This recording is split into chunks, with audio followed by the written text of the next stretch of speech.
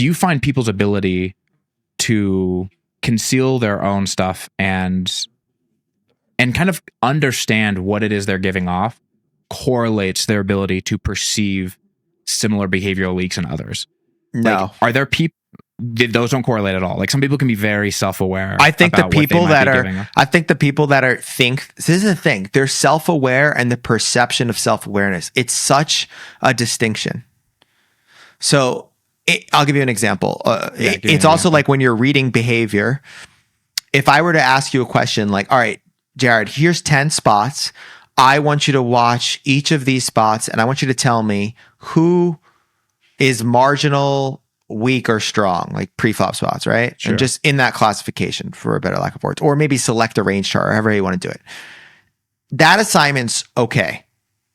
But the better assignment is, I want you to tell each one of them, and then I want you to weight your confidence level. So like, I think this player, like metacognition. Exactly.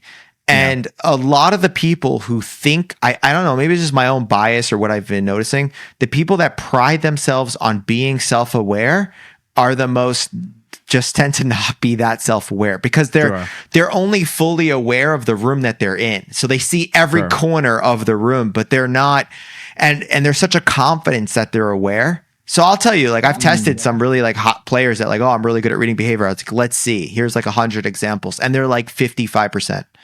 But surely there are people who are actually aware, like that they actually can rate their confidence, and it can correlate to their accuracy of their reads, but even before working with you. Well, usually those people, the people that are better, in my opinion, their confidence levels are lower. Sure. So it could be because they don't have the, they haven't trained it yet, right? Like, well, there is definitely some people out there that just have an aptitude for this. Let's just be clear, that they're just really aware, really in tune to like game flow and mechanics and all that, and they're able to intertwine things. Like, I've seen some people that can't. Like, I'll ask them. Like, there was one person in particular that I was like, Jesus, like every single thing was right. And I was like, did they, like, this was footage that no one saw. Like, there was no way that they could have actually, like, I don't know if they would hack me or something. I have no idea. But I was like, you are right, like, more than I've ever seen. And I was like, can you explain why? And they can't. Like, they can't. They don't have language. It's just pure intuitive. And the problem is that this intuitive sense in poker is just so damn biased. Like, you remember the spots where you're right. You kind of forget the spots where you're wrong. You don't have a T-chart saying when you're right or wrong. But I can speed that up and sort of see like, oh yeah, wow, you do have a natural aptitude for this.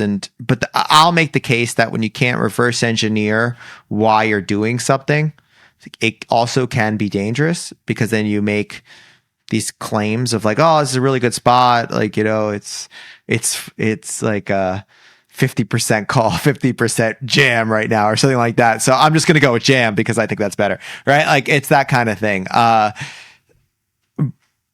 But I do think that, awareness is just such a complicated thing. And I think at the end of the day, you want some sort of ground truth to make the justification that whether you're right or wrong, or just know the percentages of how you think you're faring.